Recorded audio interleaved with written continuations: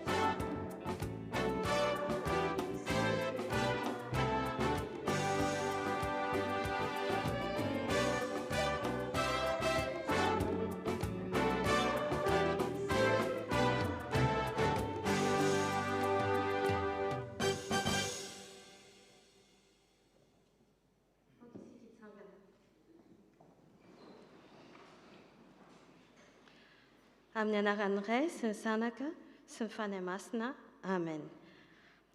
Miaraka afatsitsika ny salamo 110 andiny voalohany ka hatramin'ny 14. Izao no lazain'i Jehovah amin'ny tompoko. Mipetraha eto an-tanako havanako, ampara-panaoko ny ahafahavalon'ny fitoeran'ny tongotrao. Niteny ny herinao avoakan'i Jehovah Voziony, manapa eo amin'ny fahavalonao ianao. Ny olonao dia mazoto manolon-tena amin'ny andro hanafianao, amin'ny fiangona masina, tahaka ny andro nateraka ny maraina ho an'ny zatovinao. Efa niaina Jehovah ka tsy hanenina, ianao no sorona mandrakizay araka ny fanaony Melkisedeka. Ataontsika ny hira efa voatondro.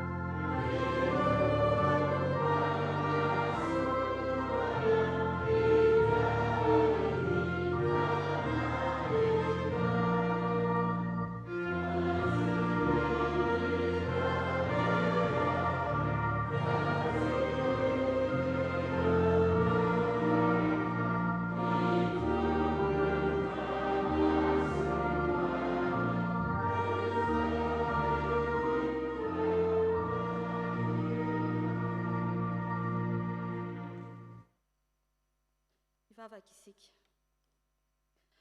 Ry Tompo Andriamanitra eo, mideranao izahay fa Andriamanitra avo indrindra ianao. Andriamanitra masina indrindra ianao, Andriamanitra mahery indrindra ianao. Ianao no niavian'izao zavatra rehetra izao, ianao no mihazona azy, sady ianao koa no antony. Mideranao izahay fa lehibe ny fitiavanao, izay andraisanay isan'andro ny fahasoavana sy ny fitahiana noho ny famindramponao. Mideranao izahay fa na dia kely aza izahay malemy sy osa, dia efa nofidianao mpitondra ny anaranao, ho vavolombelona hitory ny fitiavanao. Mideranao izahay fa ianao no mofinaina mahavelona anay, ianao no herim-panay mahavelona anay, ary ianao koa no mampatoky anay amin'ny voan'ny filazantsara, izay mampatoky sy manetsika anay handeha sy haharitra aminao. Tompo Andriamanitra eo, raiso anao ny laza, ny hery, ny aza sy ny voninahitra hatramin'ny taloha indrindra, ka ankehitriny ary mandrakizay. Amen. Aoka hipetraka amin'ny fiangonana. Ry havana, enoy amin'ny fanajana ny teny nambaran'ny sitrapon'Andriamanitra amintsika manao hoe: aoka nahaka an'Andriamanitra ianareo, tahaka ny zanaka malala, ary mandehana amin'ny fitiavana toy ny itiavan'i Kristy ianareo. Ataontsika ny hira efa voatondro.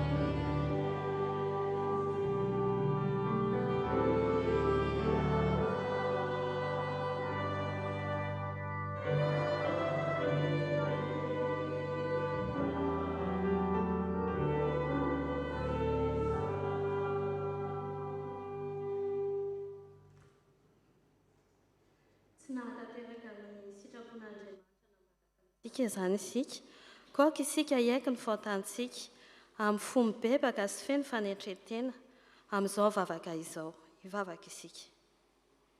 Tompo, Andriamanitra lehibe sy matahotra ianao, mitandrina ny fanekena sy ny vamindrapo amin'izay tianao sy mitandrina ny didinao. Efa nanota izahay sady nanao meloka, ary nanao ny ratsy sy ny odina, eny efa niala tamin'ny didinao sy ny fitsipikao izahay.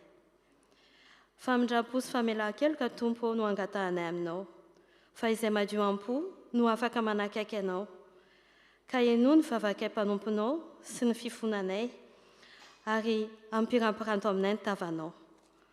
Miaraka isika, rirainay be famindram-po, mitalao aminao izahay.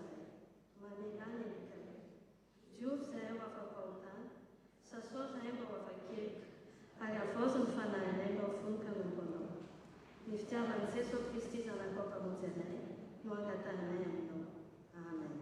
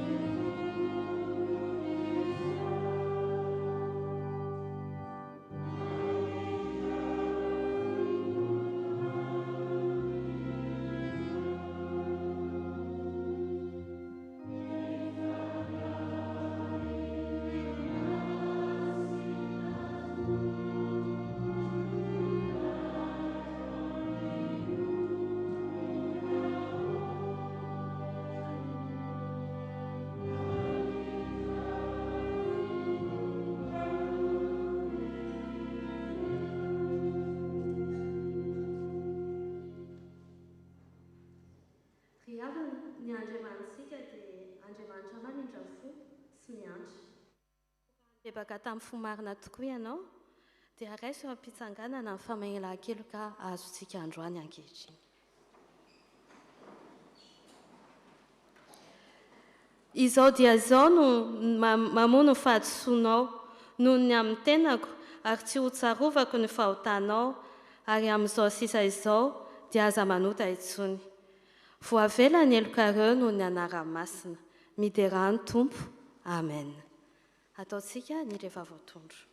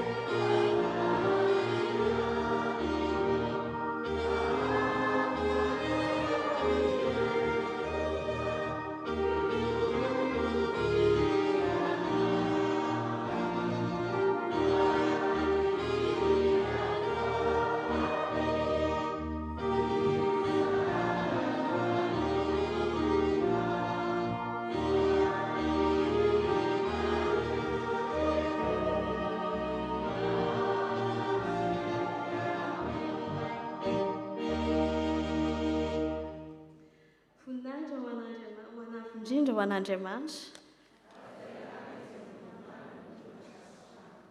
Aoka hipetraka amin'ny fiangonana.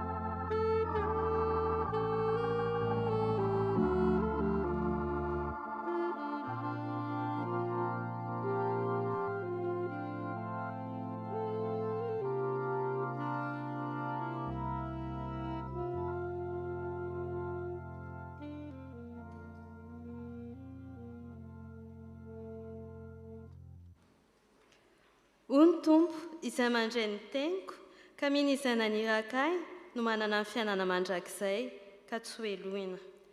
Ataontsika ny rehefa voalahatra mandritra izany dia hiakatra etỳ anoloana ireo tompona anjara hitarika antsika mivavaka sy ny famakian-teny.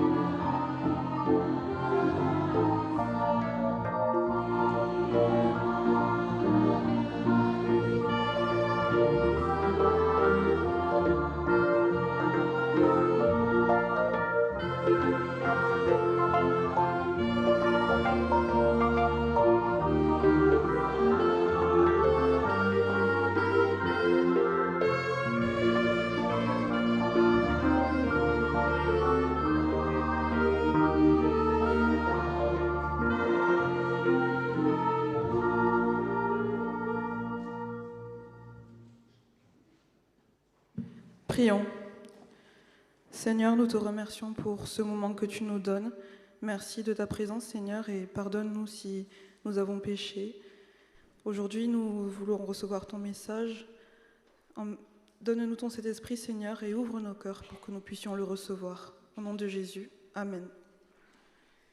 Nous allons commencer la lecture dans Genèse, chapitre 14, versets 18 à 20.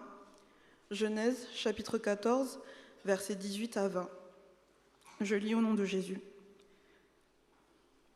Melchisédek, roi de Salem, fit apporter du pain et du vin. Il était prêtre du Dieu Très-Haut. Il bénit Abraham en disant : Qu'Abraham soit béni par le Dieu Très-Haut, le Maître du ciel et de la terre. Béni soit le Dieu Très-Haut qui a livré tes ennemis entre tes mains. Abraham lui donna la dîme de tout. Amen.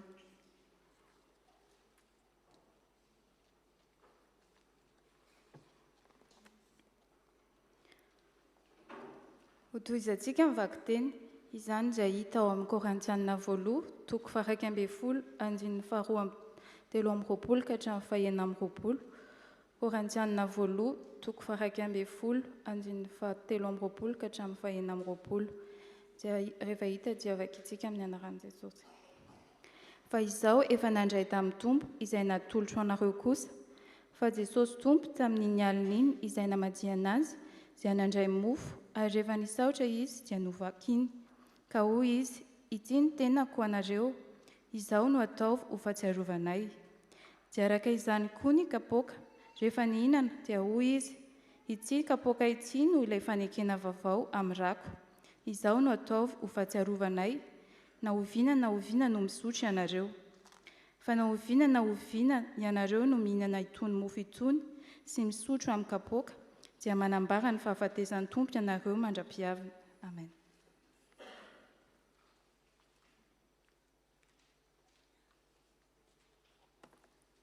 Eo am-pitsanganana no hamakitsika ny filazantsara.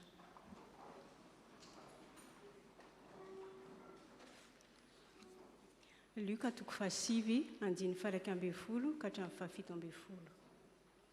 Vakitsika ny anaran'ny Tompo. Ary ny vahoaka no nahalala dia nanaraka azy, ary izy nandray azy tsara ka nilaza taminy ny amin'ny fanjakan'Andriamanitra, ary izay marary dia nisotraniny. Ary noho ny efa ho harivany andro dia nanatona ny 12 lahy ka nanao taminy hoe : raha vao ny vahoaka mba hakanesany eny amin'ny vohitra manodidina sy any antsaha handry sy hitady anina. Fa aty antandro foana isika. Fa hoy izy taminy : omenareo anina izy. Ary hoy ireo : tsy manana mihoatra noho ny mofo 5 sy azan-drano izay, raha tsy andeha hividy hanina ho an'ireo olona rehetra ireo. Fa tokony ho 5,000 lahy izy. Ary hoy izy tamin'ny mpianany : asaovy mipetraka tokony izy ka tokony ho 50 avy. Dia nataony izany ka napetraka azy rehetra izy.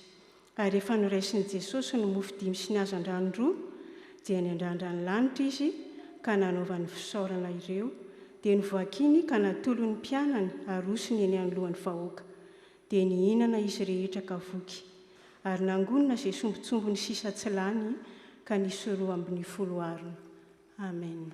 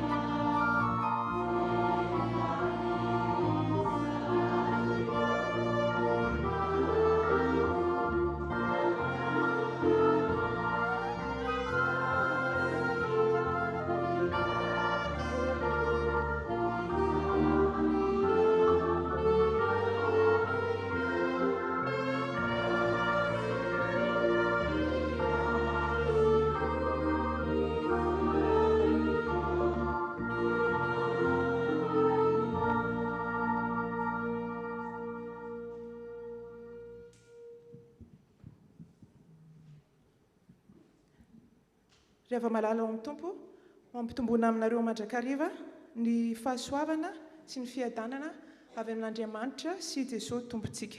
Afaka mipetraka ianareo. Jesosy Kristy, mofinaina mahavelona, mahatoky sady mampatoky izay mandray azy. Izany no lohahevitra hitarihana ny fiangonana androany, ary izany koa no toriana amin'ity toriteny ity. Ary ny perikopa izay efa novakina tamintsika teo no hiaingantsika anaovana izany fizarana izany. Dia ny Luka 9:1-12 ka hatramin'ny 17-20, ary ny Korintianina 2 1:17-20 ka hatramin'ny 19. Koa ety am-piandohana dia angatahako ianareo mba hanomana amin'ny Baiboly fa misy fotoana iaraka mamaky soratra miaraka mamaky ao anaty Baiboly zany isika. Dia misaotra indrindra. Ny fizarana voalohany raha miainga amin'ny lohahevitra io tsika dia hoe Jesosy Kristy mofinaina mitondra fahavelomana, ary ampiana hoe maharitra. Jesosy Kristy mofinaina mitondra fahavelomana maharitra. Raha vao miresaka mofo tsika dia tonga ao an-tsaina hoe sakafo mofo, sakafo mahavelona. Dia tariditsika kely hoe sakafo mahavelona zany hoe mitondra fahavelomana. Ny resaka ho resantsika amin'ity voalohany ity zany dia hoe Jesosy Kristy mitondra fahavelomana ao antsika. Dia maka sary an-tsaina ny tantara ao amin'ny Luka tsika, Luka 9:1-12 ka hatramin'ny 17 teo. Avy niran'i Jesosy ny mpianatra nandeha nanao asa, fitoriana sy fanasitranana, dia niverina dia hoe mandeha hisitaka. Dia iny anefa tonga ny vahoaka nahitan'i Jesosy satria efa nanomboka nalaza hoe iny Jesosy ilay mpanao fahagagana. Dia nanatona ny vahoaka. Dia niraisin'i Jesosy, izany hoe ilay fitsarana zany tsy nisy indray satria nandray ny vahoaka indray Jesosy. Dia eo amin'izay izy amin'ny 1:12 vakitsika, ary ny vahoaka noho ny nahalala dia nanaraka azy, ary izy nandray azy tsara ka nilaza taminy ny amin'ny fanjakan'Andriamanitra, ary izay marary dia nositraniny. Izany hoe Jesosy zany dia nitory ny fanjakan'ny lanitra. Ao amin'ny fanjakan'ny lanitra zany Jesosy no tompon'ny fahefana na ny an-danitra sy ety tany izy tsika. Dia izany hoe Jesosy izay no maha-Kristy azy, izay no maha-Mesia azy, izy no manana ny lakile ny fanjakan'Andriamanitra. Ary dia ny fahafantarany an'izay no nozarainy amin'ny reto vahoaka reto hoe toy izao ny fanjakan'Andriamanitra, toy izao ny fiainana mandrakizay. Dia nozarany tamin'ny olona ilay izy. Fa amin'ny fiainana mandrakizay dia fantatsika fa misy ny fahavelomana mandrakizay, izany hoe tsisy fahafatesana intsony. Eo zany le fahavelomana mandrakizay a. Dia toizantsika, izany hoe Jesosy zany a no lakile ny fiainana mandrakizay. Toizantsika ary izay marary dia nositranana. Anisany manambara fahavelomana entin'i Jesosy koa izany fanasitranana izany. Rehefa manasitrana ny aretina Jesosy dia sitrany ny aretina ary manome aina vaovao indray izy. Hitanao rehefa marary dia vao sitrana ny aretina mahazo aina indray isika. Ary izany dia anisany fahavelomana entin'i Jesosy etỳ an-tany, fanasitranana. Dia izy manana ny lakileny io koa. Dia raha toizantsika indray any amin'ny andininy 12 ka hatramin'ny 17 dia hitantsika fa nofahanan Jesosy sakafo ireto olona, fa tsy navelany andeha hoe tonga ny hariva dia andana mandeha nareo mody, fa niraisiny an-tanana ny famahanana, ny famokisana an'ireto olona reto amin'ny sakafo. Hitanareo, mbola resaka fahavelomana ihany.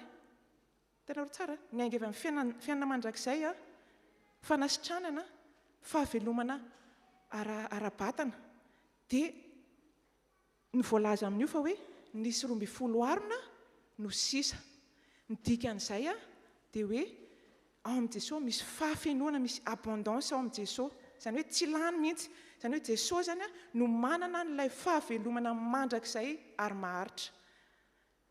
Rehefa tenena n'ilay Lioka teo fa nagaga ry havana, nanambara mihitsy Jesosy fa hoe izao no Kristy tamin'ny alalan'ireo famantarana ireo hoe izao no Kristy. Fa ny vahoaka kosa tsy nahatakatra izay tiany Jesosy nambara. Raha jerentsika kely ny ao amin'ny Jaona, mivadika kely any amin'ny Jaona tsika, Jaona 9. Mitovy amin'ny texte parallèle ihany le Jaona 9 namanan'i Jesosy ny mpianatra, ny vahoaka. Dia any amin'ny Jaona 9 dia hitantsika fa tonga ny reto vahoaka noho ny ampitsoniny nitady an'i Jesosy indray. Dia hoy izy Jesosy hoe fantatro ny natongavanareo fa tsy noho ny famantarana izay nataoko taminareo, fa noho izao namoky anareo tamin'ny mofo sy ny hazan-drano. Izany hoe le vahoaka zany tonga dia resaka materiel be no tadiaviny tamin'i Jesosy. Hitanareo, fahavelomana eto an-tany, sakafo, fa nefa ny Jesosy mihoatra lavitra noho izay no entina. Dia amin'izay hiaraka maky amin'izay tsika, miaraka mitady ny Jaona 9 andininy 1:50. Rehefa tsy azony reto vahoaka ny zavatra nambaran'i Jesosy dia izy mihitsy no nanambaran'ilay izy. Vakitsika, hitantsika ve? Jaona 9 andininy 1:50. Izao no mofo velona izay nidina avy tany an-danitra. Raha misy mihinana ity mofo ity dia ho velona mandrakizay izy. Ary ny mofo izay omeko dia ny nofoko ho fiainan'izao tontolo izao. Tonga dia nitory zany Jesosy hoe tena tsy azonareo ilay izy, fa dia tonga dia hotoriako hoe izao ilay mofonaina. Dia rehefa mandinika tokoa isika, tsy haiko nareo fa rehefa mijery an'ilay tantaran'ilay mofo sy hazan-drano teo, misy fihetsika Jesosy asa na vao marika areo. Rehefa nandray ny mofo izy, dia nandray ny hazan-drano, dia nisaotra ka novakiny. Dia natolo ny mpianatra arosiny eny amin'ny vahoaka. Tadidinareo fa inona izay fihetsika izay? Isaky ny lady voalohany volantsika dia Marian'izay amin'ny fandraisana fanasan'ny Tompo. Ary io ilay verina ato amin'ny Korintiana voalohany teo, andininy 2:20, mbola naverin'ny apôstôly Paul izy hoe io ilay teny fanorenana ny fanasan'ny Tompo. Dia hoe rehefa nandray ny mofo izy Jesosy, ny alina izay namadiana azy, ary rehefa nisaotra izy dia novakina, ka hoy izy ity ny tenako izay vakina ao anareo, izao no atao fahatsiarovana. Dia arak'izany koa ny kapoaka, misotro amin'ity ianareo fa ity ny fanekena vaovao amin'ny rako, izao no atao fahatsiarovana, na ovinana misotro ianareo. Jesosy zany ilay mofonaina mahavelona mitondra fiainana mandrakizay. Izay ny tiany Jesosy ambara amintsika. Fa amin'ny teny frantsay izy dia tena mazava be ilay hoe novakiny, rompre le pain, izany hoe tena hoe tsy maintsy mitriatriarina, tsy maintsy mibrisena ny vatan'i Jesosy, izay vao afaka mahavelona antsika. Ary dia izay no antony nahatonga anazy teo amin'ny fahafatesana. Izay zany ny fizarana voalohany hoe Jesosy mofonaina mitondra fahavelomana mandrakizay. Tsy fahavelomana eto an-tany fotsiny, iny bonus, fanasitranana fanomezana fitahianantsika bonus daholo ireny fa ilay fiainana mandrakizay no tena tanjon'i Jesosy. Hiditra amin'ny fizarana faharoa ary tsika. Jesosy Kristy dia mahatoky ka mampatoky ny mino. Mahatoky ka mampatoky ny mino. Ny toetra hoe mahatoky na fidèle dia anisan'ny toetra anankiray amaritana an'i Jesosy. Ny toetra mahatoky dia toetra tsara izay manondro ny fahamendrehana, fiabilité, tsy fivadiana, constance, ny fanatanterahana ny teny nomena na ny fanekena, régularité à remplir ses engagements. Ao anatin'i Jesosy daholo izany rehetrarehetra izany ary mahafeno ny fepetra ho mahatoky ny olona iray izay tena azo ianterana tanteraka. Izany hoe rehefa mahatoky ny olona iray dia afaka antenaina amin'ny zavatra rehetra izy ary dia tena mandry ny sainao hoe en toute sécurité hoe tena je peux m'appuyer sur cette personne. Dia ohatr'izay Jesosy tena hoe tena atokisana. Dia andao jerentsika amin'ilay perikôpa teo ihany hoe azontsika jerena avy hoe inona no azontsika hoe angalana amin'io satria be dia be azo amaritana ny hoe mahatoky faritana io dia hoe voalohany indrindra tsy miova ny fitiavan'i Jesosy. Zay tsy miova ny fitiavan'i Jesosy ny olona. Efa hatrany am-boalohany fiainana mandrakizay no tanjon'Andriamanitra. Fiainana mandrakizay tao sa edena fa noho ny ota dia rava ilay tanjona. Fa nefa tsy nijanona treo Andriamanitra fa hozy hoe ataoko izay tonga ny reto olona reto hiara-monina amiko dia nomeny ny solution Jesosy. Donc Jesosy nanaiky. Izany hoe Jesosy zany tia antsika. Mbola tiantsika dia mbola hozy hoe andasao dia atao ho tanterahana ilay drafitra ahatongavana amin'izay tanjona izay. Tsy miova Jesosy faharoa tsy miova Jesosy rehefa mandeha ny fotoana ary narakaraka ny zava-misy dia tsy miova izy. Eto hitantsika fa efa alina ny andro. Tamin'ny voalohany aloha hitantsika fa hoe andeha hiala sasatra. Ohatra ny hanao débriefing dia miala sasatra ny Jesosy sy ny mpianatra. Dia nefa tsy afaka. Hitanareo fa nahita ny olona izy dia noraisiny ny olona fa tena noho ny fitiavana izany. Satria raha tsy tia izy dia izy andraso aloha za andeha hanao ny hiala sasatra kely. Fa noho ny fitiavana dia noraisiny ny olona ary dia nampianariny nozarainy fanasitranana, nozarainy fitahiana sakafo nozarainy. Izany dia manambara ny fitiavan'i Jesosy. Tsy miovana dia hoe misy zavatra condition mety tsy hahatanteraka an'ilay izy dia tsy miova izy fa tia foana. Ary hitantsika ihany koa rehefa hariva ny andro tsisy mofo intsony, tsisy mpivarotra. Sakafo ny olona 5:00 aiza ireny tana sakafo fa dia no tanterahana.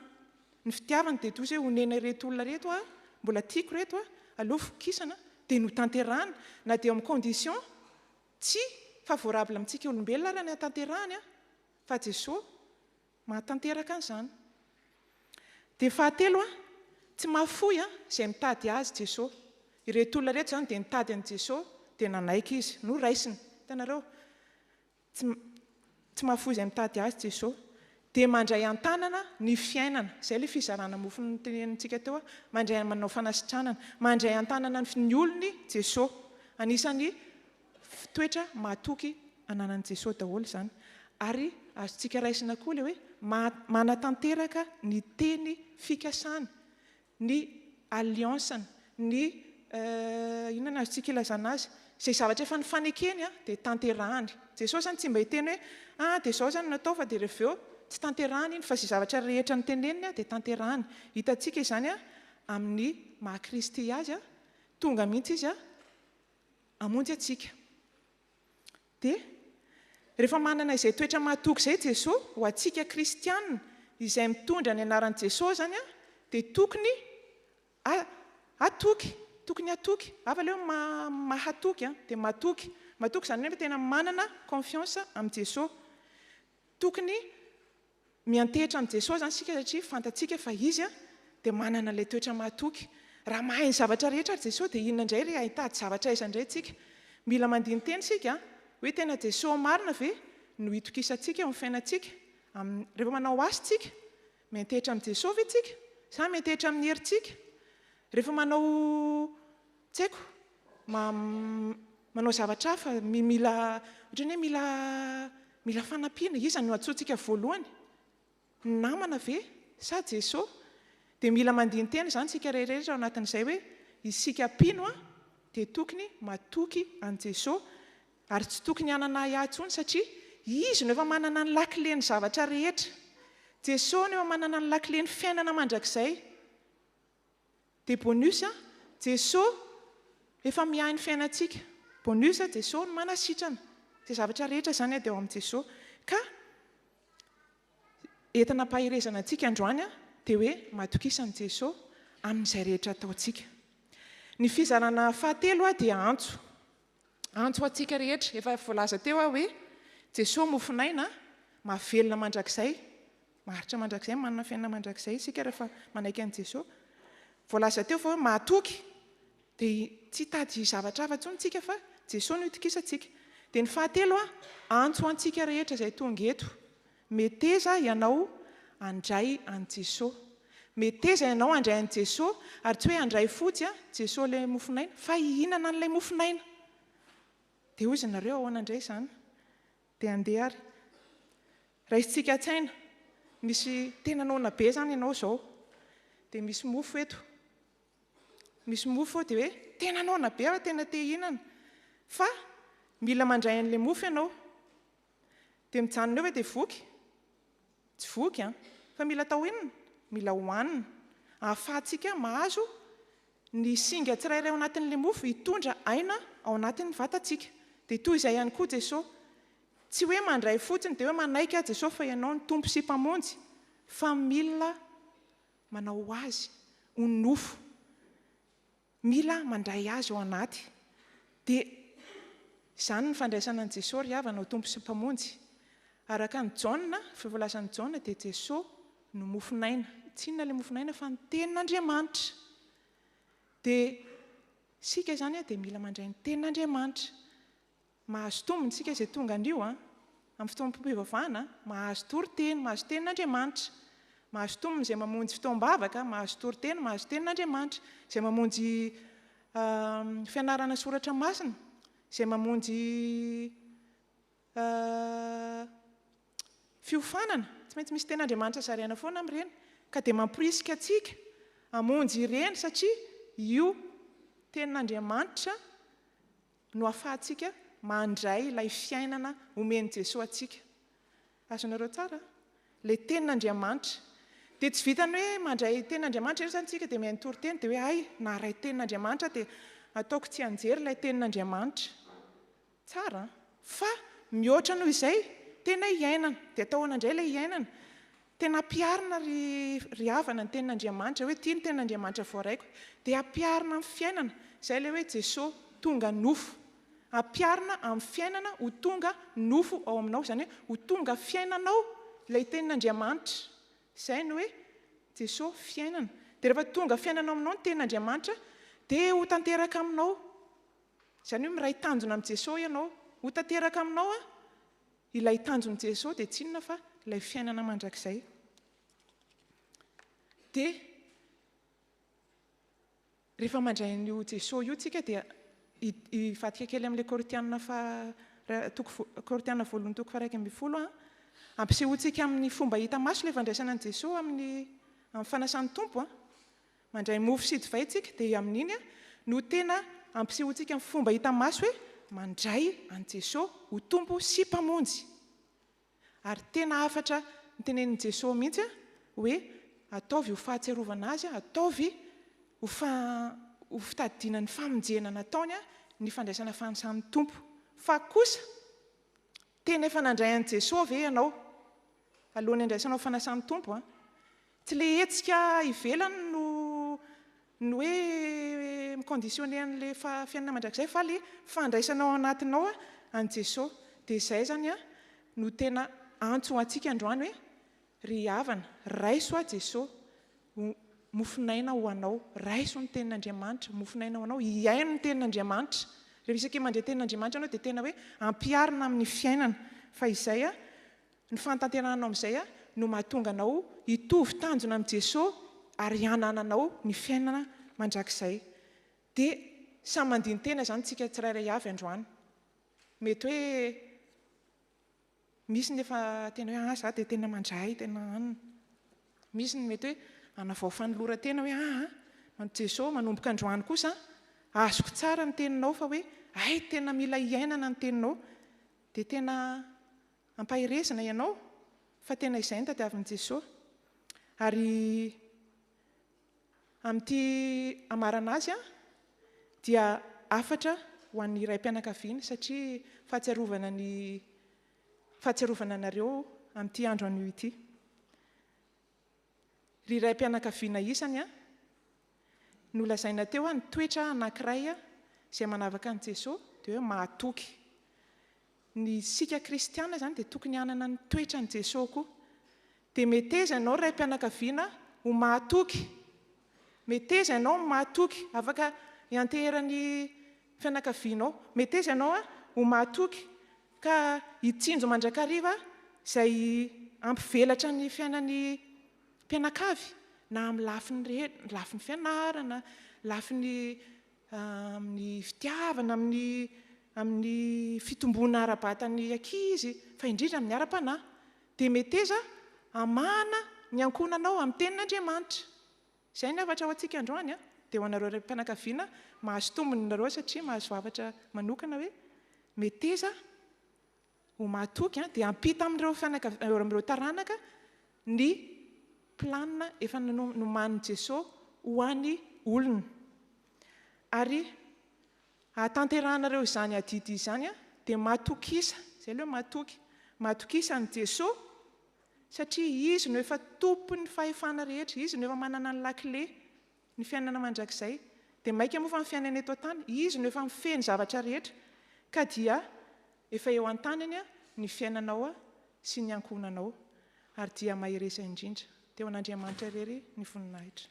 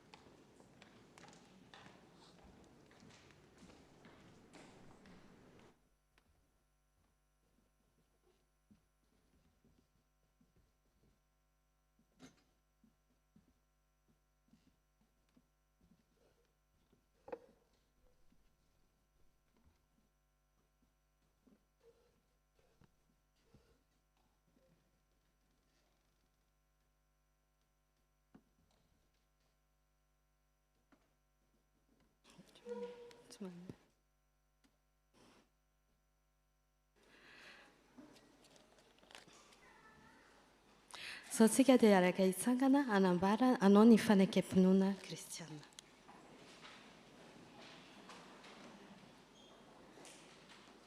Mino an'Andriamanitra raitsi-to, mpanao ny lanitra sy ny tany aho.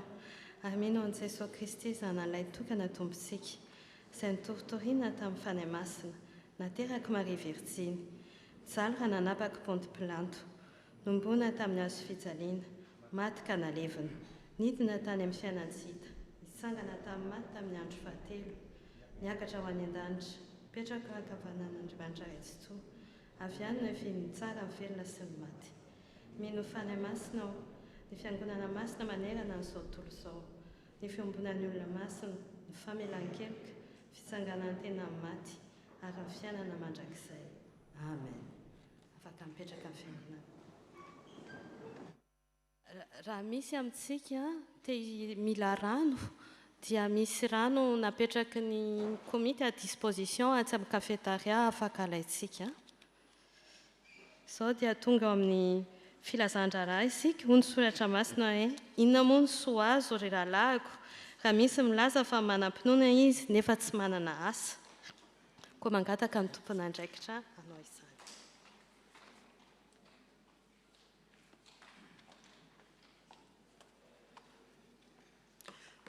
Ny mpitandrina sy ny komity ny FPMA Toulouse dia mbola faly miarabantsika indray ry havana amin'ny anaran'i Jesosy Kristy lohan'ny fiangonana sy tompony asa, miaraba manokana ny ray rehetra. Toy izao indray no azo ambara amintsika anio, vaovao avy eto amin'ny nasionaly. Mifarana ny 17 jona ny fisoratana anarana no amin'ny fiaonam-be ny SVK iraisana sy SLK iraisana, izay ataony 12 sy 13 oktobra any La Grande Motte. koa afaka manantona ny flo SVK CSLK eto amin'ny toerana izay liana amin'izany. Toy izao koa ny vaovao avy eto amin'ny faritany mikasika ny STK. Souviens-toi de tout le chemin que l'Éternel ton Dieu t'a fait faire pendant ces 40 années dans le désert, afin de t'humilier et de t'éprouver pour savoir quelles étaient les dispositions de ton cœur et si tu garderais ou non ses commandements. Deutéronome, chapitre 8, verset 2. La STK régionale Fatsan a le plaisir de vous retrouver à son dernier vendredi des jeunes de l'année scolaire, le vendredi 24 juin à 19h30 sur Zoom. Intitulé « La grande traversée », ça sera l'occasion d'échanger et nous édifier afin de ne pas prendre de congé spirituel cet été. Alors, rendez-vous vendredi pour cette soirée de louange, de prière et de fraternité. Soyez bénis, dit la STK Fatsan. Tuzon vovô vetomni tafu. Vovô avamni sampanatili. Ny sampanatily dia manantitra ny fanantisanantsika rehetra ankalaza ny fetim-pirenena amin'ny asabotsy 5 jona ho avy izao. Araka ny teny ao amin'ny jaona 7/5 manao hoe izany no hamantaran'ny olona fa mpianatra ianareo raha mifankatia. Toy izao ny fandaharam-potoana. Amin'ny efatroratorакandro dia izy zany ny croisière en bateau sur le canal du Midi. Efa mikatona ny fisoratana anarana fa mbola misy toerana vitsivitsy ho an'ny ankizy 3 ka hatramin'ny 12 taona. Koa rehefa mirava izao fotoana izao dia afaka manantona ny birao ny sampanatily isika sy ny mpiandraikitra ao amin'ny sampanatily ahafahana mandoa ny sarany satria mialohan'ny 13 jona ny fandoavana izany sarany izany raha tsy izany dia foana zany le fisoratana anarana ho an'ny olon-dehibe. Amin'ny enora sasany fanimpom-pivavahana manokana ho an'ny tanindrazana eto amin'ny Vieux Temple tarihin'ny sampanatily zany ary afanainy ny endrim-peo sy ny feon'ny mazava ny sampana fifoazana ny tondra-teny. Amin'ny fitora sasany dia isy fiarahana amin'ny sakafo malagasy maivana amidy amin'ny vidiny tena mirary ary amin'ny 7 ora sasany eto amin'ny lalana miala eto amin'ny Vieux Temple makany amin'ny Prairie des Filtres dia isy fanaovana asa fiantrana fizarana sakafo ho an'ny mahantra eny an-dalamben'ny Toulouse erahan'ny Tily sy ny STK ary ny tanora STA. Ny sampana vehivavy kristiana sy ny SLK no manolotra sy manomana ireo panier repas ireo. Ary manomboka amin'ny 7 ora alina kosa mandra-piandry ny aizana anaovana rendrina dia isy lalao skoto iarahan'ny rehetra eny amin'ny Prairie des Filtres. Koa manantena ny fahatongavantsika maro ho voninahitran'Andriamanitra tanana avy. Vaovao amin'ny sampana feon'ny mazava. Kolosiana 3:7 ary na inona nataonareo dia ataovy amin'ny fo tahaka no an'ny tompo fa tsy ho an'ny olona ndao hitsangana anangana.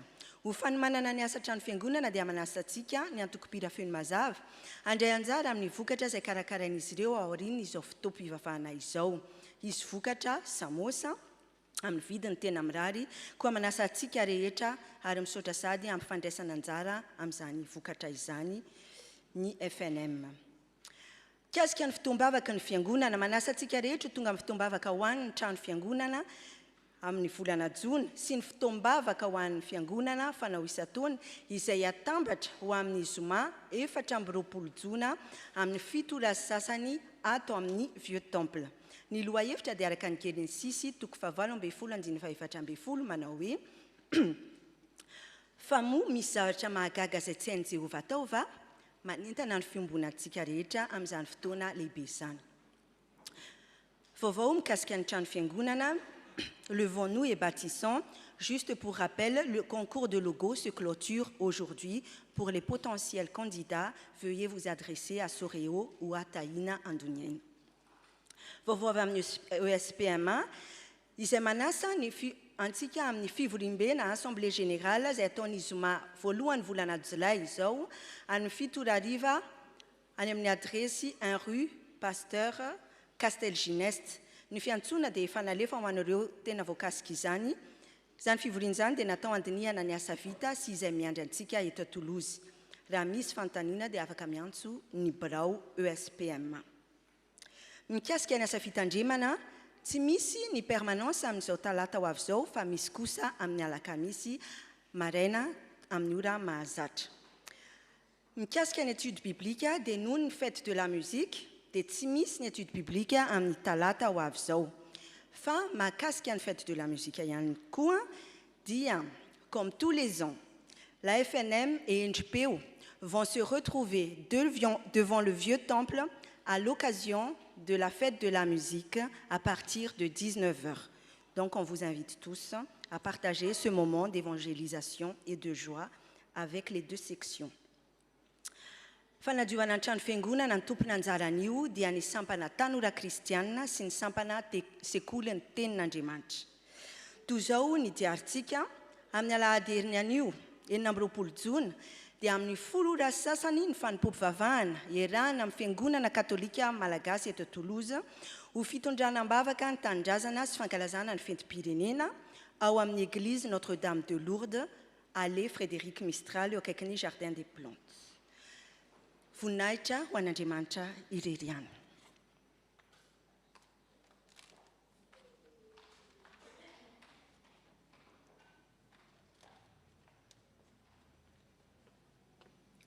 Manatitra ny fiarabanantsika rehetra ary miarahaba manokana ny ray mahatratra ity andro ankalazana ny fetintsika ity.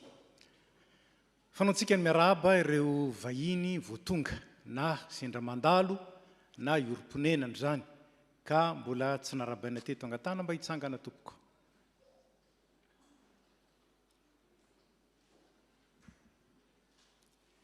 Dia faly zay miarahaba anareo ary mandray anareo tonga soa eto amin'ny tanànan'ny Toulouse indrindra ny FPMA Toulouse.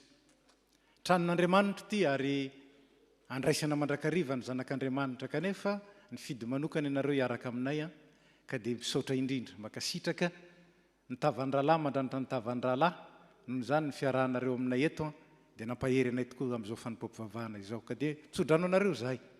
Andriamanitra ny fahasoavana ny tantana anareo tonga soa mantsara eto ny mbola hiantoka hatanteraka sonina tongavanareo ary mbola hitantana anareo na aiza arovany amin'ny ratsy rehetra ary fenony amin'ny re-pahasoavany avy any ambony. Dia tsarovy fa naoviana anareo ny mandalo eto dia misy toerana ho anareo eto amin'ny FPMA Toulouse. Dia misaotra indrindra tompoko mahazo mipetraka ianareo.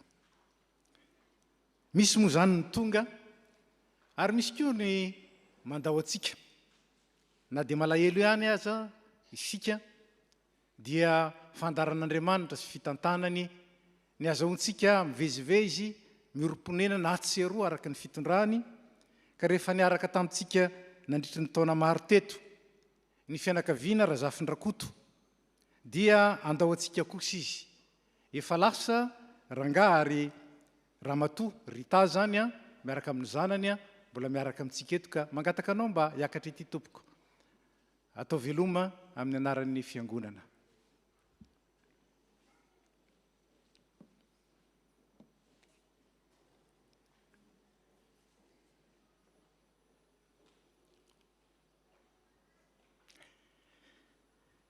Dia ndreto zay sanganehana satria araka ny lazaiko teo malahelo ihany ilaozanareo hiabanga ny toerana ao amin'ny STA, ny toerana ao amin'ny SVK, ny SLK raha teo moa dia mahatsiaro koa nefa fa fahasoavan'Andriamanitra izao iainanareo zao ary dia izy ny mandahatra, izy ny mandamina isaorana azy zany ka dia mitsodrano anareo zahay raha andao anay nareo ka izy Andriamanitra ny fahasoavana ny mbola omba anareo hatrany hatrany ahatonga anareo ho tena olom-pirenena mahavokatra be, ahatonga anareo andry ny fiangonana ary indrindra hitahy anareo mba hiseho amin'ny fiainanareo ny fahasoavan'Andriamanitra manana ambiampy ka dia soavadia indrindra mampamangy any amin'ny vadinao zay efa lasa meloa ary mirary soa ho anareo mianakavy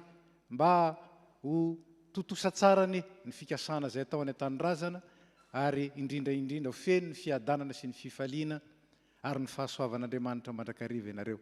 Andray tanana anareo amin'ny anaran'ny fiangonana, ny fiangonana kosa hiteka marika ny izao fanaovam-beloma sy firaritso zao.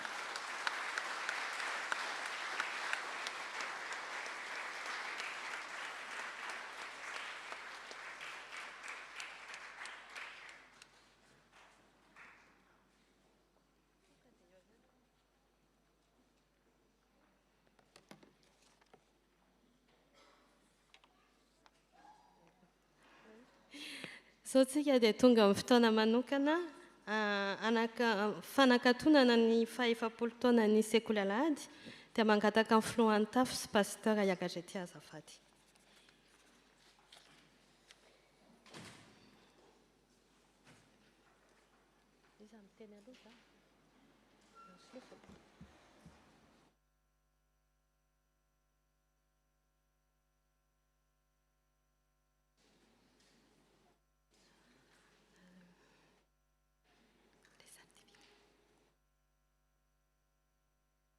Avana dia mbola mamerina ny fiarabanantsika amin'ny anaran'ny tompo dia amin'izao fotoana manokana maranana ny jobily fa efapolo taona ny sekoly alahady izao. Ny loha hevitra nitondrana izany dia aoka isika hitsangana sy hanangana. Feno efapolo taona ny sekoly alahady, nandritra n'izay efapolo taona izay dia nitsangana sy nanangana tokoa ny sekoly alahady ary azo tsapaitanana ary hita maso ny fitombony noho ny fahasoavan'Andriamanitra sy ny fitahiny. Ary maniry koa izay ireo efapolo taona manaraka ho tohizany mba hitombo izany fitombona izany. Betsaka ny efa voalaza tany Maseb fa ny tiana ho tsindriana manokana dia ny fanomezan'ny FPA Toulouse ny toerana sy lanja manokana ny fampianarana ny tenin'Andriamanitra, ny fiarah-miasa ampitandrina, ny komity sy ny sampana rehetra dia anisan'ny toerana nampitsangana ny sekoly alahady sy tohatra nananganana izany rehetra izany. Ny ampy ny vavaka sy ny fanohanana isan-karazany ka nankasitrahany sy nandiny ny vavahadiny fitahiny. Aoka isika hitsangana sy hanangana. Izany koa ny fanamby entin'ny sekoly alahady hamakivaky ity taona manaraka eo ambany fitahin'Andriamanitra ity.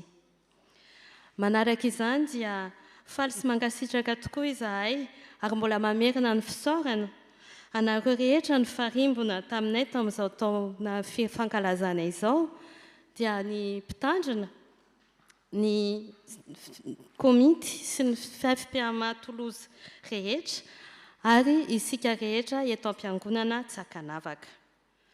Farany nefa tsy kely indrindra dia mitodika aminareo mpampianatra rehetra izahay. Eny tsy tanteraka teny Maseba ny fizarana ny mari-pankasitrahana ho fahatsiarovana atolotra anareo mpampianatra STA rehetra izay nilofo nampianatra ny tenin'Andriamanitra nandritra izay efapolo taona izay. Ny fikelezanareo aina hitory an'i Kristy sy hampianatra ny tenin'Andriamanitra amin'ny fitiavana sy fahavitriana no maha STA ny STA anio. Androany ary rampito dia mbola mamy tokoa ny soa navelanareo sy mbola ho ataonareo. Ianareo rehetra izay nampianatra teto amin'ny sekoly ny tenin'Andriamanitra nandritra izay efapolo taona izay no antsoina hitsangana eny an-toerana. Miala tsiny indrindra raha tsy hanome anarana mba hialana amin'ny mety ho latsaka ka mety hahadiso ka tsaroana daholo izay mbola eto, izay mbola am-perinasa sy ireo taloha. Ka raha misy mpampianatra sekoly alahady izany dia angaviana hitsangana isika eny am-pitoerana, na ny teo aloha na ny mbola am-perinasa. Dia inareo ireo dia anisan'ny nahatonga an'izay efapolo taona izay sy mbola hotohizany ka misy mari-pahatsiarovana ho zaraina amintsika ho marika izay efapolo taona izay. Dia itsika rehetra kosa dia hitehaka ho azy ireo amin'ny fandavan-tenany nometsika. Ho an'Andriamanitra irery ny voninahitra.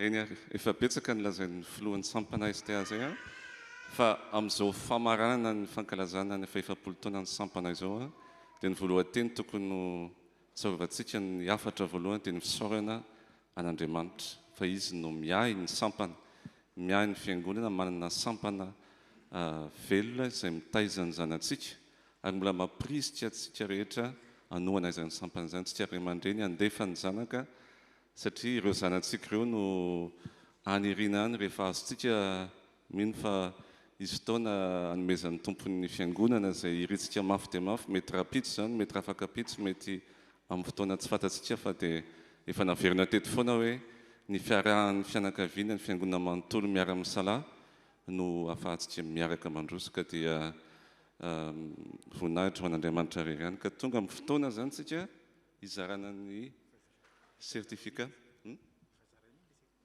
fazaraina hoy ny certificat hozy paster ka dia meko amin'ny paster ny fitenenana ny fanohizana azy.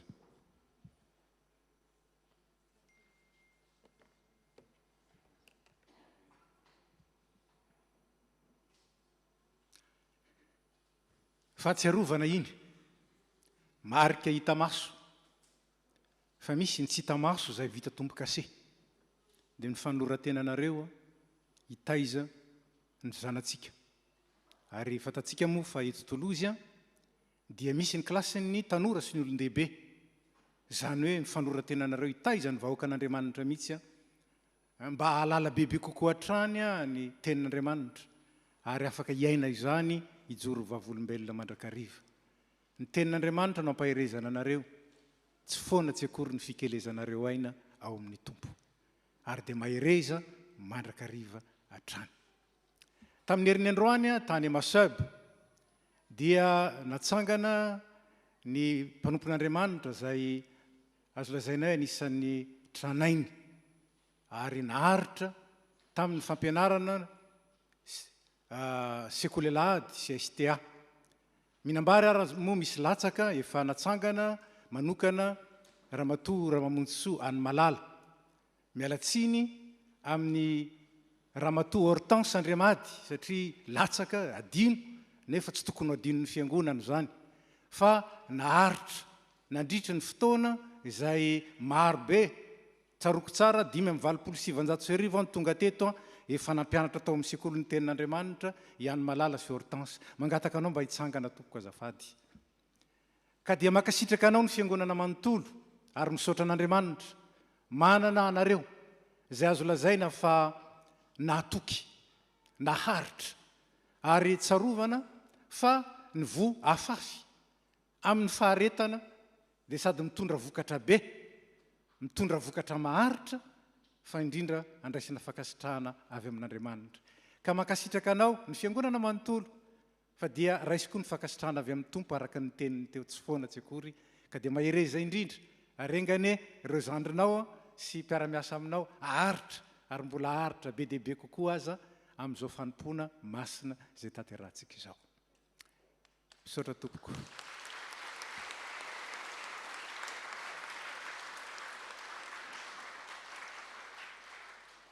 Tapitra ny fankalazana ny fa-efapolo taona ny STA. 70 taona ho taona ny fahamatorany zany. Ary ny fahamatorany STA dia miorina amintsika. Tsy ny mpampianatra ihany, fa isika zay manaiky koa ampianarana tezaina.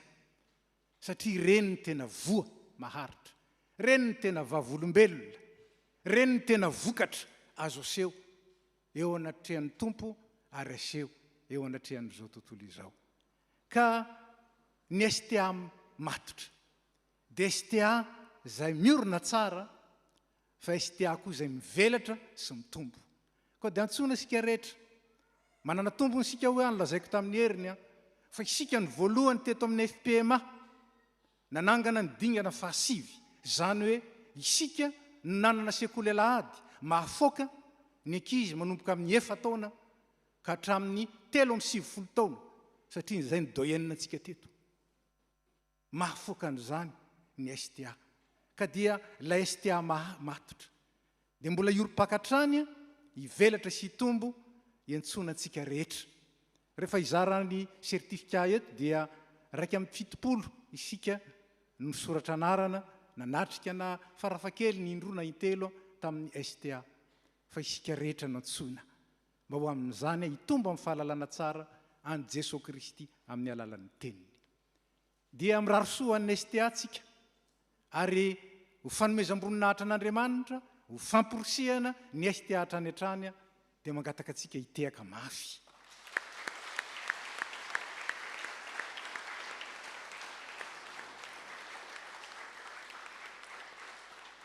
mbola hivavaka isika miderana sy misaotra ary mankalaza anao zay ry Andriamanitra ray zanaka fanahy masina, Andriamanitra mandrakizay, Andriamanitra mahatoky, Andriamanitra tsara sady mpanao ny tsara.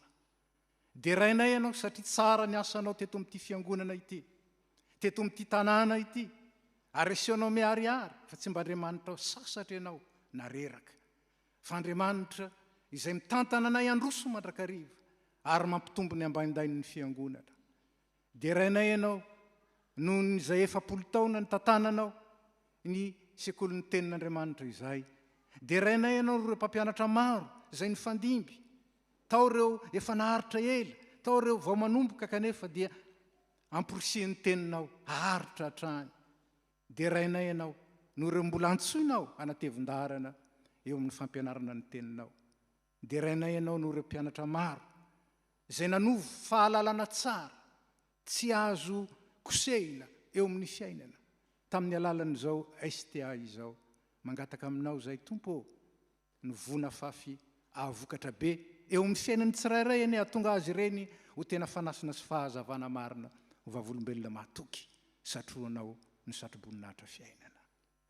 Dia misaotra natanteraka izay fahakalazana izay izahay, ary dia mametraka ny STA eo aminao, mbola ho tantaninao indray amin'ny 40 taona ho avy, ka hitombo fahamatorana, hitombo fahendrena ary hivelatra trany, ampivelatra sy ampisandratra ny voninahitra ao.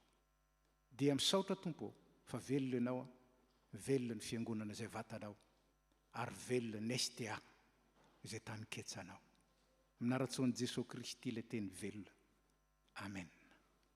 Dia ambara izany androany 20 ny volana Jona taona 2024 ny farana ny taom-pakalazana ny 40 taona ny sampana teny sekolin'ny tenin'Andriamanitra eto amin'ny fiangonana.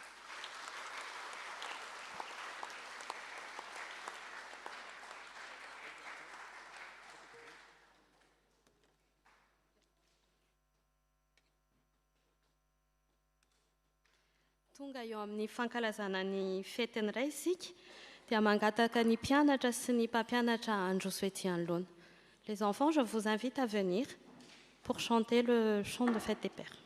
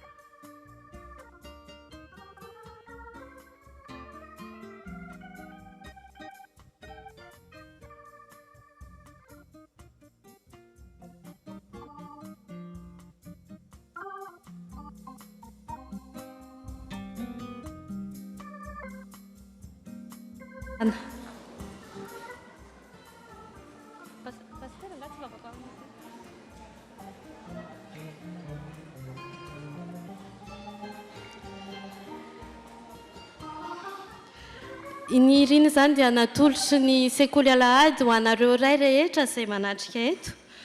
Marina fa ianareo lehilahy araka ny toriteny teo dia lehilahy loha-mpianakaviana, lehilahy mahery, mafy, ary tsy dia matetika mety miteny hoe tiako ianao akidada aoka androany izahay sekoly alahady dia miteny anareo hoe tianay ianareo ry dada dia manolotra anareo fahatsiarovana kely izahay eto amin'ny sekoly ny tenin'Andriamanitra.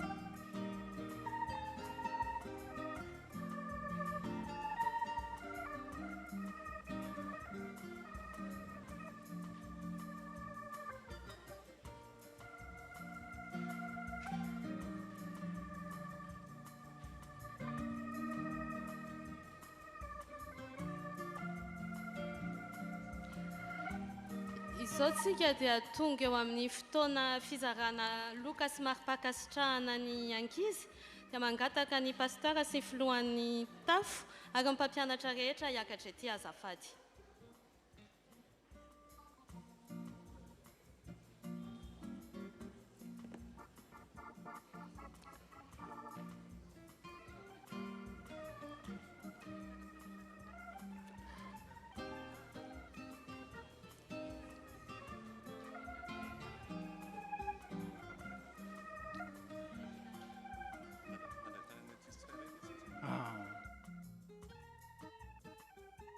Di menakavy efa mandroso ihany ny ora ny andro mafana be raha teo. Tsy lava resaka fa zao zava-dehibe ary tsara omena ny toerany hatrany zao fotoana fanomezana sertifika mari-pakasitrahana koa sy fanomezana ho an'ny mpianatra izay nazoto nandritry ny taona iny. Hoy aho hoe misy dingana 5 eto amintsika, zany hoe kilasy folo izy raha ny tena marina, misy kilasy folo eto amintsika. Ireo kilasy folo ireo raha akaty daholo dia hitantsika fa lavabe ny fotoana. Noho izany misy fandaminana natao atsotsotra azy kokoa ka dia apetrako amin'izao zareo fa izao no afatra ho antsika rehetra. Hoy aho hoe amin'izao taom-pahamatorany STA zao dia amporisihana izay efa ao anatin'ny STA arisika mandrakariva ary arisika hatrany fa tsy maty antoka, ary ho antsika izay mbola tsy ao anatiny ateveno ny STA fa io ny tena andry. Lazaina moa hoe tany-ketsy izy satria ny ankizy ny eritreretina treto fa efa misy olon-dehibe hoy aho, efa misy 20 taona aho, mahery ka amporisehantsika mba androso hatrany hatrany, azoto hatrany hatrany, arisika hatrany hatrany. Marina fa tsy ampy ny salina nefa engany ny tompo anafaingana ny azahoantsika trano fa efa prévu ao anatin'io trano ny atonga na dia ny fiangonana rehetra mihitsy azy 100%, na ataontsika hoe 101% no hianatra sekolin'ny tenin'Andriamanitra dia isy ny toerana. Ka dia amporisihantsika rehetra sady trotro ambavaka no anatevin-daharana hatrany hatrany ny sampana STA. Dia alao tonga dia arositsika ny fizarana ny sertifika sy ny mari-pakasitrahana.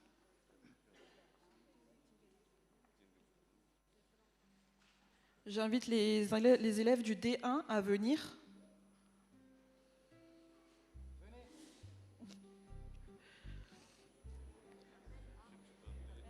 Ar, est-ce que tu es là?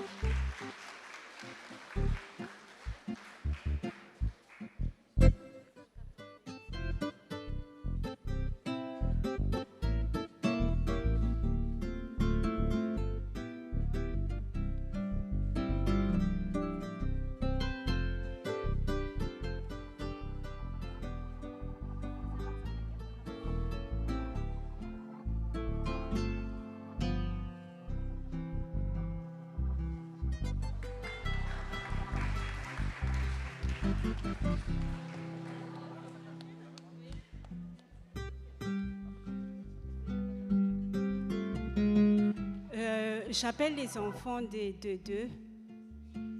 Vous venez tous, au fait. Venez tous devant.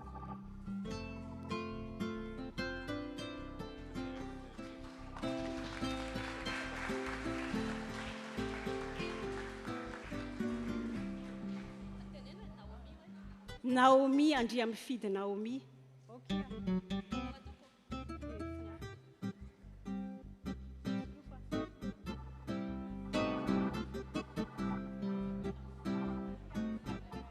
André am fille de Tia.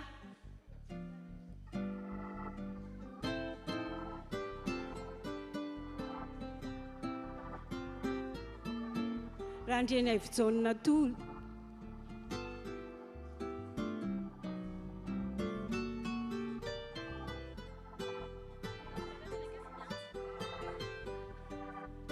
Rakotiny indray na miantsa fiainana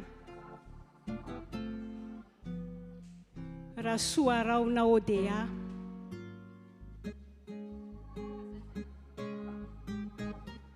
raha ndre nandrasana irisoavy nantsy tonga Bisogny Matisy Kotsy tonga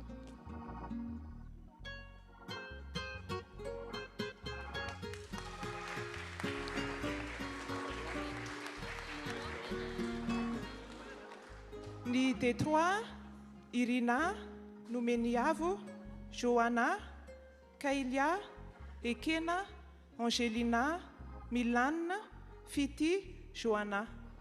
Venez les enfants.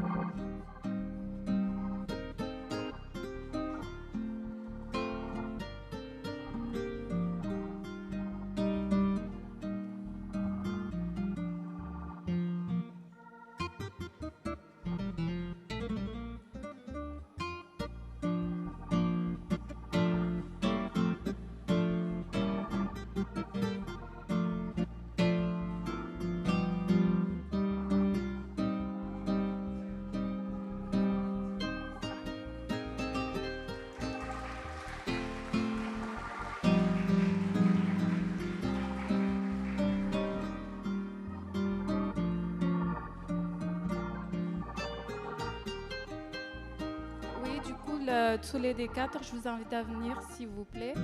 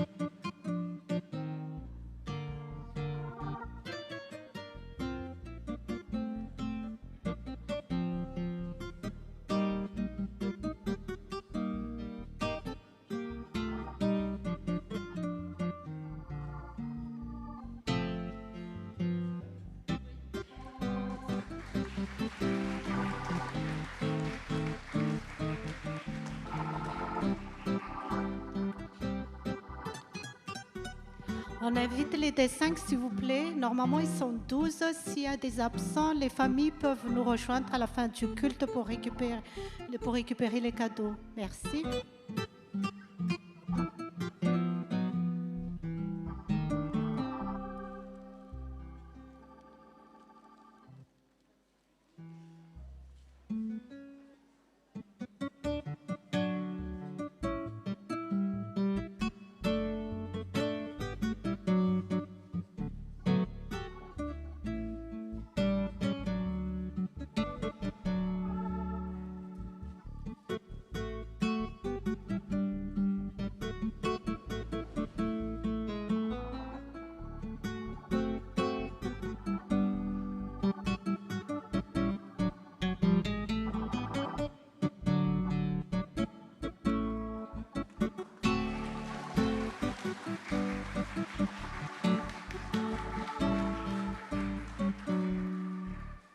J'appelle tous les D6 à venir ici. Et pour ceux qui sont absents et qui savent que leur frère ou sœur fait partie des D6, peuvent venir récupérer les cadeaux et les certificats. Merci.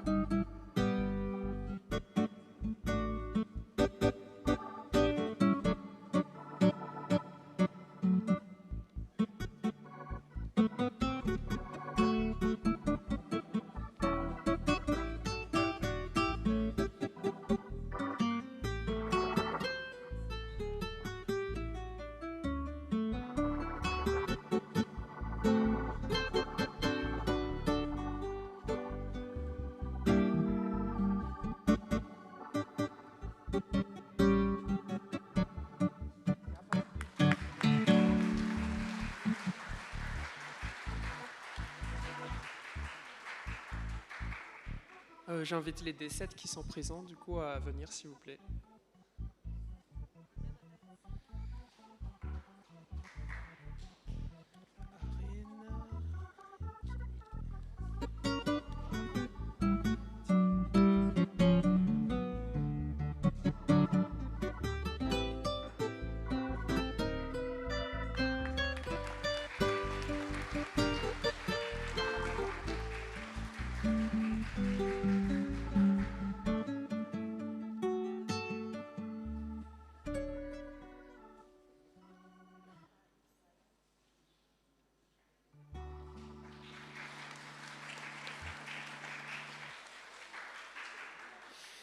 J'invite mes très chers D8 à venir ici.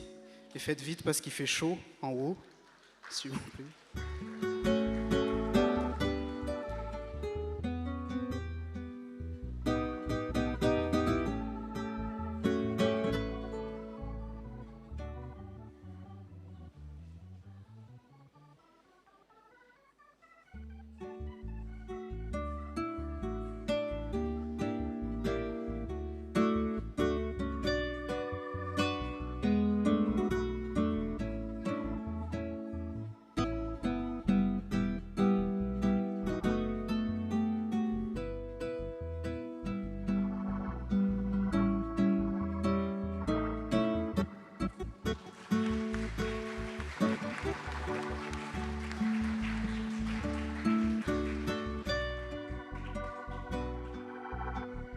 J'appelle tous les enfants du Seigneur de D9F, s'il vous plaît.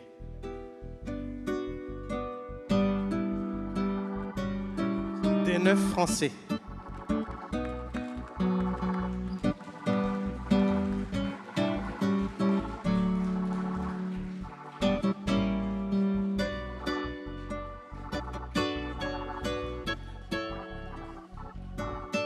Ne sont-ils pas beaux, ces enfants du Seigneur?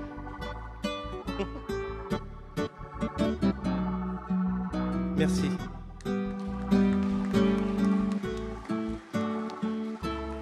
Vous pouvez vous asseoir.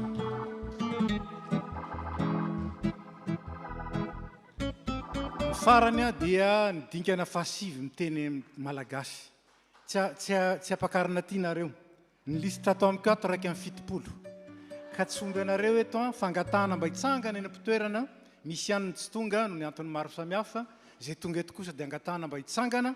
Fa rehefa miravy ianareo dia alainareo ery amin'ny latabatra ery ny sertifikanareo efa mizara antaly izy. Zany hoe ny ta voalohany dia ireo tsy manomboka na amin'ny A na amin'ny Ra. Zany hoe ny B, ny Ba, ny etsetretsetra. Ny faharoa dia ny manomboka amin'ny A. Ny fahatelo dia manomboka amin'ny R fa ny fanombohany rehetra RH, RK, etc. dia ny RAM sy ny RAN ary ny farany dia ny RA rehetra izay misy ny rasoa sy ny razafy sy ny etsetretsetra. Dia raisinareo fotsiny amin'ireo tareo sertifika. Ary dia misy brochure anankiray io maka ray isan'olona fa manana ny anjarany avy. Tsy mitovy izy ireo fa misy karazany 5. Maka ray fotsiny ianareo dia miaraka amin'ny sertifika zany rehefa avy eo. Ka angatana hitsangana zany ianareo zay voatonona anarana. Ramatoa sy Andriamatoa isany. Andriamampandry Kristianina. Andriamasy Clarisy. Andriamifidy Arniaina. Andriamifidy Jean Dieudonné. Andriamifidy Mirindrasoa. Andriamiajamanana Lovasoa. Andriamisata Oliva. Andrianarisata Claudia. Andrianarisata Liva. Andrianasolo Tsira Jamson. Andrianavy Mahery Anta. Andrianjafy Vola. Beavana Angelina. Beavana Rantarvelo. Beavana Ravelo Armanana. Bissonnier Aucline. Davidson Lydia. Nono Arvelo Lalanirina. Rabetrano Isabelle. Rabibiso Anaïs Adjaina. Rabibiso Jeanne Elisabeth. Rafringa Fara. Rarjonna Lanto. Rarjonna Ony. Rarson Raely. Rarson Raymond. Fatatra fa tsy eo izy. Rajonson Pamina. Rajersolo Clémence. Rajersolo Lala. Rajosvely Somalala. Rakoto Jacqueline. Rakoto Malala Jean-Yves. Rakoto Malala Voangy. Rakoto Malala Lantoniaina. Rakotona fahatra Flavien Panuel. Rakotona fahatra Salama. Rakotony Rambo Thomas. Rakotony Raina Manda Fitiavana. Rakotony Rainy VV. Tsy eo, le lava indrindra amitsika. Rakotony Menjanary Jean Max. Ralsata Vanessa. Ramananjo Monique. Ramanitra Arvony. Ramiandro Sorado. Ramiary John Demondra. Ramiary John Fitaintso. Randriamananjara Lili. Randriamanjato Bodo. Randriamanjato Tantely. Randriamanjato Rachel. Samuel Nour. Samuel Patrick. Sofara Martine. Soraona Ando. Soraona Ajanirina. Sovanna Justine. Rasolofo Dominique. Rasolo Malala Aimé. Rasolo Ndray Benjaka. Ratovondraona Anitra. Ratovondraona Luc. Ravondsoa Sofaniry. Razafindrabe Marie Brigitte. Razafindrakoto Ajavola. Razafindrakoto Richard. Razafitselonina Also. Razafy alonina Naivo, Robinson Lucky, Stig Philomène, Tiaronay Philomène, zafady fa nga misy olona ray ihany reto fa niverina indroa zafady. Vololon'Irina Oly. Dia ty hafatsika izy rehetra.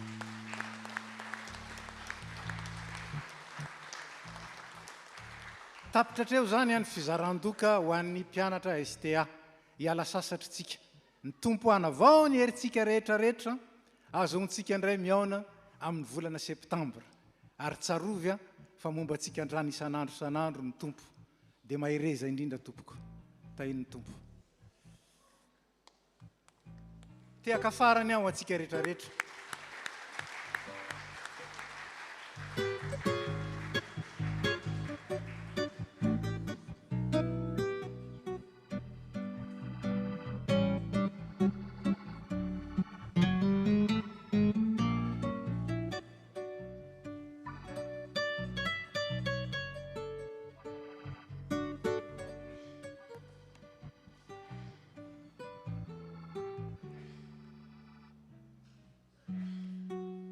Tompo na inona angatahinareo amin'ny fivavahana atao amin'ny finoana dia ho azonareo izany. Koa mangataka ny tompony anjara mivavaka fangatahana iroso ety anoloana. Hitarika iatsika amin'izany. Ay, azafady tompoko. Mbola tsy vita ny rakitra. Tonga amin'ny fotoana ny rakitra itsika. Koa ny tompo eo ka tsy iseho foana tsy mitondra fanatitra eo anatrehako fa izay manome amin'ny fifaliana ny tian'Andriamanitra. Koa andeha isika hanavao izany fanoloran-tenantsika izany dia eo ataontsika nira efa voalahatra.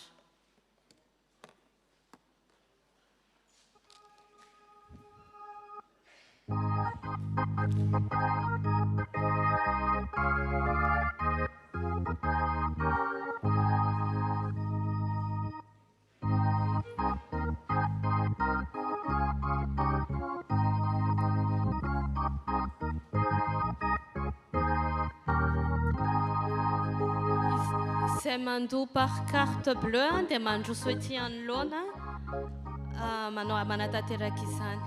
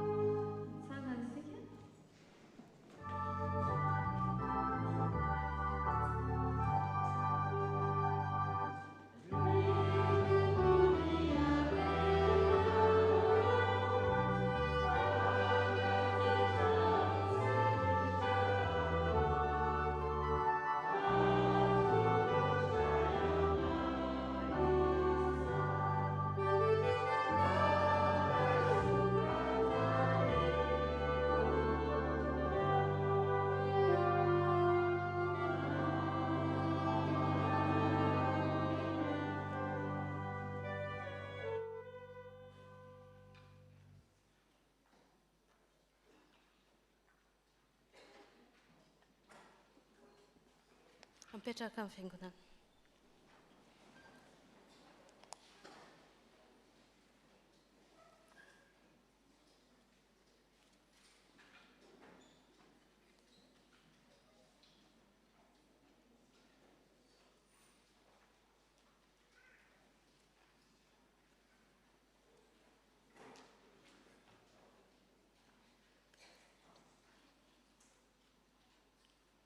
Zao tsika dia tonga amin'ny vavaka fangatana dia mangataka ny tompon'anjara amin'izany.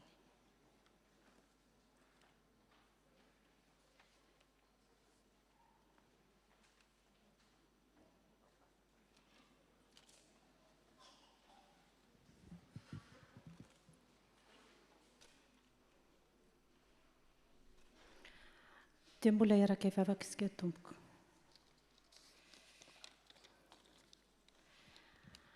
Ry tompo ray ny masonao, misaotra anao izay mbola afaka nanantanteraka ny fotoana rehetra teto anio. Misaotra tamin'ny fanatrehanao. Ankehitriny izay tompo dia te hitondram-bavaka eo aminao ny sampana STA. Tehirizo ireo zanakao na ny lehibe na ny kely izay maniry hatrany ny anatra ny teninao mba hamifahany mitombo ara-panahy. Ampahireso ny mpampianatra ka tafio ny hery sy mifanahy avy aminao mandrakariva. Pitsio ireo manam-pahasoavana afaka mpianatra ny teninao mba hanolo-tena ho fanitarana ny fanjakanao ety an-tany. Manam-pihatrany io ray aman-dreny mba aharitra hatrany amin'ny fanabeazana ny zanany sy ny taranany ara-panahy. Mivavaka ho an'ny ray rehetra izay tompo, na ny manatrika eto, na ny tokantrano sy ny amin'ny toerana hafa mety misy azy ireo tsirairay avy. Meo azy ireo tompo ny fahendrena avy aminao, ny hery sy tanjaka ary ny fahasalamana azon'izy ireo manantanteraka ny adidy masina izay antsoroany eo anivon'ny ankonana, fiarahamonina ary ny fiangonanao. Vavaka manokana ho an'ny ray aman-dreny mpitandrina izay Pasteur Élisée Andremiandra, izay ray nomenao mba ho mpitaizany ara-panahy. Taio izy tompo ary tafio ny herinao ka ianao no mpiray lalana amin'ny hatrany amin'ny fanatanterahany ireo didy masina napetraka ao aminy. Omeo fahasalamana feno izy tompo ary mitahi koa ny vady aman-janany sy ny zafiny. Jereo manokana izy ireo ka vimbino mba ho amban'ny elatra eo hatrany. Ho aminazy ireo hatrany eny tompo ny fiadananao. Mivavaka ho an'ireo marary izay n'aiza n'aiza toerana misy azy ireo. Anatery fanasitranana tompo, indrindra fa ny fanasitranana ara-panahy. Ireo mpikarakara ireo marary ihany koa, omeo ny herin-tsaina sy ny herim-batana hatrany mba tsy ho kivy, tsy ho reraka fa hiankina aminao, ilay tompo mahery, ilay tompo be fitiavana ary ilay tompo mpanasitrana.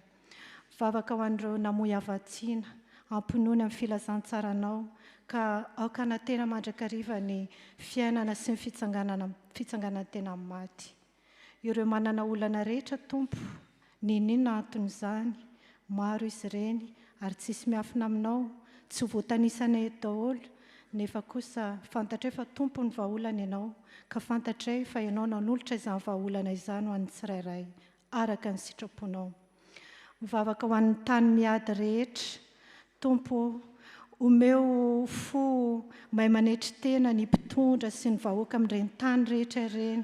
Esory ny fitiavan-tena ny tsirairay ka aoka hibebaka sy hanetry tena eo aminao ny olombelona rehetra mba hisiany ny fandriam-pahalemana maneran-tany. Vavaka ao Madagasikara tandrazanay, mamondrafo ihany koa ny mpitondra sy ny vahoaka malagasy. Taio ny ezaka rehetra izay atao ampandrosoana ny Madagasikara mba hampitoerana ny fiadananao amin'izany tandrazana izany.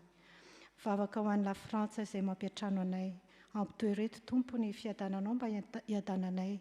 Ary ampio izay mba ho say hijoro vavolombelona na amin'ny asa, na amin'ny fiteny, na amin'ny fomba fiaina, ao amin'ny fiarahamonina efa nametrahanao anay. Maro tompo ny vavaka tianay asandratra, votsa ny vavanay ary fohy ny fisainanay, tsy voatanisany avokoa izany. Isaoranay anao ny fitahiana rehetra efa nataonao ary koa izay mbola ho ataonao. Koa ho fameno ny vavaka izay nataonay dia ataonay ilay vavaka tsara indrindra nampianarinao manao hoe Rainay izany an-danitra, ho masina ny aranao, ho tonga ny fanjakanao, atao ny sitraponao, eti antantaknenadaj, melinana sazon, mamelanikay, taknemelanisimikatamday, azantutanefakapana, manafanemras, anofanzakanasineri, arfunajamaraksay. Amen.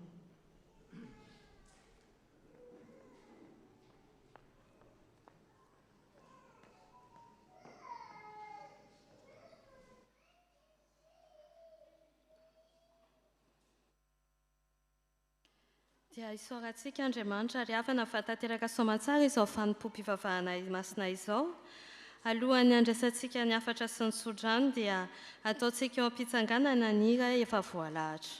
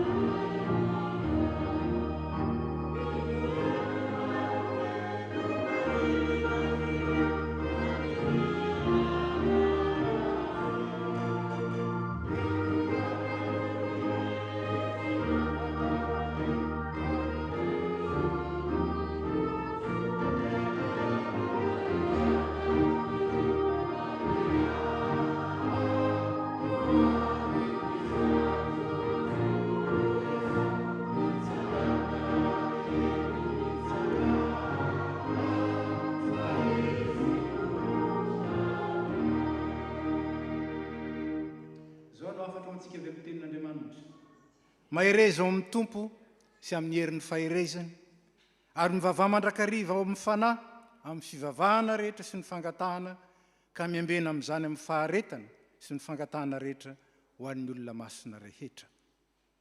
Atanteraka izany ray sodrano tonoana amin'ny anaran'ny tompontsika. Ary Andriamanitra atanteraka izay rehetra tokony ao nareo araka ny hareny amin'ny voninahitra ao amin'ny Kristy Jesosy. Ho aminareo rehetra izay ao amin'ny Kristy any ny fiadanana. Amen.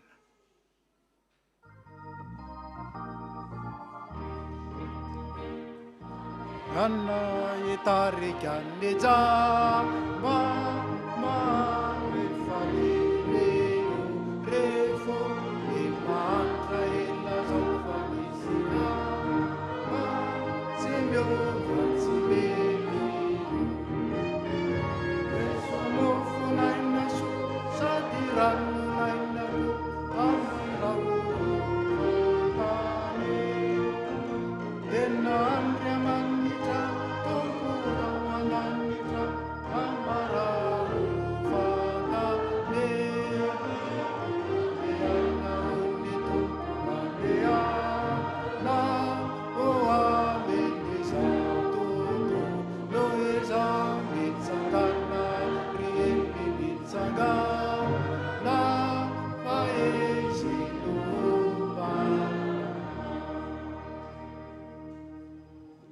Ampatsiarovitsika dingana fahasivy zany fa efa milahatra ao ny sertifika maka moramora fotsika dia maka brochure anankiray ihany ray isan'olona.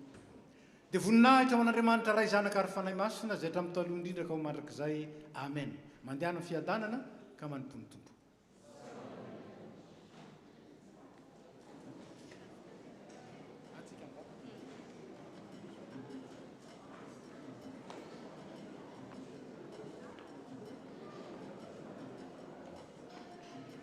Izay nandray anjara tamin'ny culte mankaty aloha azafady.